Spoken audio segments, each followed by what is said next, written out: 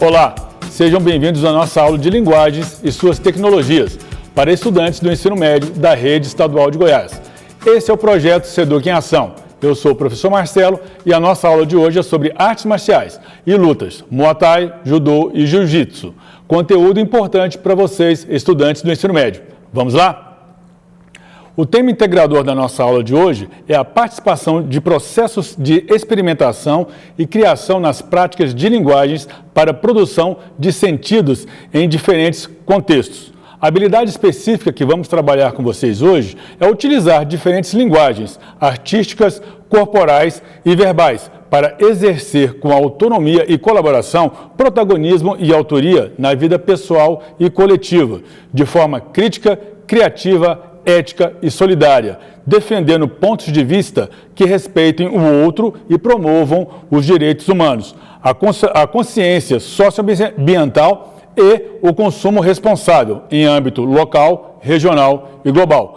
A habilidade do componente específica do componente que vamos trabalhar com vocês hoje é compreender os processos de produção e negociação de sentidos nas práticas corporais, reconhecendo-as e vivenciando-as como formas de expressão de valores e identidades, em uma perspectiva democrática e de respeito à diversidade.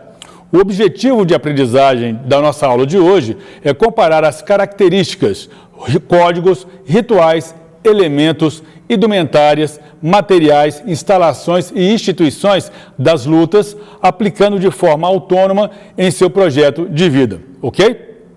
Muito bem, então dentro da cultura do movimento, hoje nós vamos ver artes marciais, e especificamente três das mais populares, Muay Thai, Judô e Jiu-Jitsu, certo? Vamos começar por Muay Thai. O significado da expressão Muay Thai é arte livre. Essa arte marcial também é conhecida no Brasil por boxe tailandês e é praticada há mais de 2000 anos. A origem do Muay Thai se confunde com o povo tailandês, cujos ancestrais migraram da China para onde é a Tailândia atualmente, em busca de liberdade e de terras férteis para a agricultura. Naquele período, os tailandeses foram constantemente hostilizados, sofreram ataques de bandidos e dos senhores da guerra, na época conhecido como os senhores feudais. Para se proteger, eles criaram um método de luta denominado chupa-sarte, que fazia uso de diversas armas, como espadas, facas, lanças e bastões. O Muay Thai começou a se consolidar como luta quando os tailandeses, evitando se ferir, decidiram não usar mais armas durante os treinamentos de chupa-sarte. Por isso que eles desenvolveram as técnicas usando só braços, cotovelos e joelhos. Por volta de 1920, os lutadores não usavam luvas nem qualquer outro tipo de proteção. Eles colocavam nas mãos apenas tiras de algodão, de plantas ou crinas de cavalo. Nas décadas seguintes, a luta foi evoluindo, o estilo de luta foi evoluindo e algumas regras do boxe tailandês foram incorporadas ao Muay Thai e ao esporte. Esses adeptos começaram a utilizar, então, luvas e também a utilizar um ringue para as lutas e apresentações. Apesar das mudanças, dessa modernização, algumas tradições foram mantidas, como o uso de um conjunto musical para editar o ritmo da luta. Se ela estivesse em ação, uma luta mais amarrada, mais lenta, então os músicos aceleravam o ritmo das músicas justamente para poder provocar os lutadores a acelerarem e ter um pouco mais de intensidade durante os combates. Atualmente, o Muay Thai é uma das lutas de média distância mais completas e eficientes do mundo. Apesar de violenta, entenda-se violência, né, violenta pela intensidade, porque quando os lutadores estão em combate, eles têm a mesma graduação e o mesmo nível de técnica e força. Então isso dá igualdade de condições ao combate. Por isso que ela é intensa. Para quem não conhece ou não entende, vai achar de certa forma violenta, porém não é. Essa prática aqui segue a doutrina budista e suas saudações e costumes. Ao entrar e ao sair do local de treino e de luta, ou ao assistir à luta de colegas, o lutador saúda a todos com a expressão Muay Thai, Thai ou Us, que significa todo respeito ao próximo. A graduação é simbolizada pelo Kruang Pragyed, que é uma corda colocada no braço esquerdo, cuja cor define o estágio ou o avanço ou a graduação do lutador. Suas regras permitem socos, chutes, joelhadas e cotoveladas. Sempre lembrando que as técnicas são apuradas e são bem trabalhadas. Por isso que, apesar de você usar socos, cotoveladas e joelhadas, você também tem a preocupação com a integridade física do seu oponente. O judô, que é uma das artes marciais mais populares e mais conhecidas em todo o mundo. Jigoro Kano nasceu no dia 28 de outubro de 1860, em uma pequena cidade chamada Mikage, situada perto de Kobe, no Japão. Jigoro Kano era um jovem estudante que sofria por sua debilidade e frágil constituição física. Ele não pesava mais do que 50 quilos e media 1,5 metros. E essa condição o tornava vítima de atos de brutalidade de outros estudantes. Todavia, ele se dispôs a superar o desafio e iniciou na prática de artes marciais, quando tinha 17 anos. Estudou muito e com grande persistência, o que lhe deu condições para criar o judô. Uma nova forma de luta com técnicas, regras e princípios próprios, que valorizava a defesa e não o ataque. O judô como prática corporal nasceu das ideias de Jigoro Kano, porém tendo a sua origem no jiu-jitsu japonês. No contexto histórico feudal, é marcado pela tirania de latifundiários. Ou seja, parece que a história de todas as artes marciais, elas foram desenvolvidas pelo povo para ajudá-los a protegê-los e dos ataques das grandes classes hegemônicas, ou seja, que oprimiam esse povo. Então, a arte marcial ela tem origem no povo. Então, como esses senhores feudais atacavam esses pequenos povoados, né, essas pessoas mais simples, elas se sentiram na obrigação de se defender, então, a se aprimorarem em artes marciais. E os camponeses não dispunham de espadas para lutar contra os samurais. E para se defenderem, foi necessário desenvolver uma luta de manifestação corporal coletiva, no caso, o jiu-jitsu. Jigoro Kano buscou nas raízes do jiu-jitsu os fundamentos do judô, procurando desenvolver uma luta que buscasse utilizar movimentos agressivos do adversário a seu favor, desequilibrando-o, projetando-o ou mesmo imobilizando-o.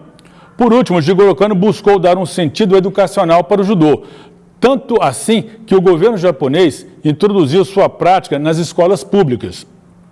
Os treinos e as competições do judô são realizados no dojo, que é aquele espaço onde se pratica o judô, que pode ser uma sala ou um ginásio, formado de tatames. Para fazer as aulas de judô, o ideal, né, no caso, seria utilizar o uniforme, que é o kimono ou o judogi, como a gente chama. Mas quando isso não é possível, os alunos devem usar blusas de mangas compridas, para facilitar a pegada com mais segurança. Ao executar os golpes, seria interessante que a dupla tivesse mais ou menos o mesmo tamanho e o mesmo peso, para dar igualdade de condições e até preservar também a saúde física de cada um.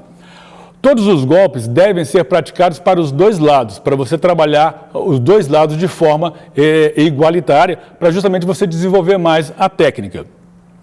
Alguns pontos, penalidades e graduação do judô. O ippon é o ponto completo, o vazari é o quase ippon, que é o meio ponto, e o yoko, que é o quase vazari, que é uma vantagenzinha que você ganha na luta. De acordo com a gravidade da infração, o judoca pode ser punido com um shido, que é uma punição leve, ou o hansoku maki, que é uma punição grave que elimina ele da luta. É bom lembrar que, atualmente, quando o atleta está em disputa em um torneio, um campeonato oficial, se ele recebe 3 shidos, ele já é eliminado da luta.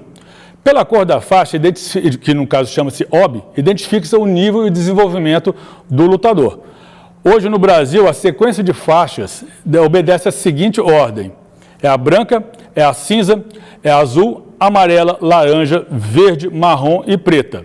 O judoca chega à faixa preta quando se conquista o chamado, entre aspas, espírito de judô, quando ele já tem uma experiência maior na prática de judô. O que é interessante é que muitas pessoas acham que quando você chega na faixa preta, você já chegou no máximo da sua graduação, e não é. Quando você chega na faixa preta, começam os dans. Existem 10 dans. Até o 5º dan, a faixa é preta, e a cada dan conquistado, você ganha um risquinho de vermelho na ponta da sua faixa. Do 6º ao 8º Dan, a faixa é vermelha e branca, chamada de faixa coral, Kodan. E no 9º ao 10º Dan, a faixa é vermelha. A faixa preta, então, ela não é o fim, né, da carreira de um judoca, mas sim o começo, ok? Vamos para o jiu-jitsu, porém nós vamos falar do jiu-jitsu brasileiro, ok? Que a palavra jiu-jitsu significa arte suave. Conhecido no exterior como Brazilian Jiu-Jitsu ou BJJ, essa arte marcial de raiz japonesa utiliza-se essencialmente de golpes e alavancas, torções e pressões para levar o oponente ao chão e dominá-lo. Em japonês, ju significa suavidade, brandura e jitsu, arte, técnica. Daí o significado literal, arte suave. Com técnicas desenvolvidas pelos antigos samurais no Japão, o jiu-jitsu chegou ao nosso país no início do século XX, trazido por Mitsuo Maeda, grande lutador que ensinou essa arte marcial a Carlos Gracie, entre outros seguidores. A partir daí ocorreu uma transformação e a expansão do BJJ. Carlos ensinou aos seus irmãos, em especial Hélio Gracie, que foram aperfeiçoando as técnicas, desafiando e vencendo lutadores de outras artes marciais. A família Gracie cresceu, montou academias pelo mundo e deu origem, na década de 90, a um novo segmento de lutas, o MMA, na época em 83, com a criação por Rorion Gracie, filho de Hélio, o do Ultimate Fighting Championship, que é o chamado UFC. Naquela mesma época surgiram federações de jiu-jitsu, a Confederação Brasileira e a Federação Internacional, criada por Carlos Gracie Jr., que organiza os mundiais na versão esportiva dessa modalidade. O MMA, que é a sigla Mixed Martial Arts, termo criado após o sucesso do evento do Ultimate Fighting Championship, que a tradução para português é artes marciais mistas, em que são permitidos os mais diversos golpes de lutas, em pé e técnicas de luta no chão. Com todo esse crescimento midiático do jiu-jitsu brasileiro, e por ser uma luta cujas características esportivas principais são de agarramento e realizadas principalmente no chão, sua adaptação na pedagogia da educação física escolar não encontra grandes obstáculos. Além disso, outras lutas como o judô e o aikido têm como referência o jiu-jitsu, também na sua origem japonesa. Na luta da imobilização, basta segurar o oponente no chão, porém há muitos tipos de técnicas para isso, cujos nomes são oriundos também de japoneses, porque a base, no caso, é o jiu-jitsu japonês. Agora, o mais importante, porque é importante entendermos e praticarmos as lutas e as artes marciais e saber diferenciar de violência. A violência desumaniza o homem.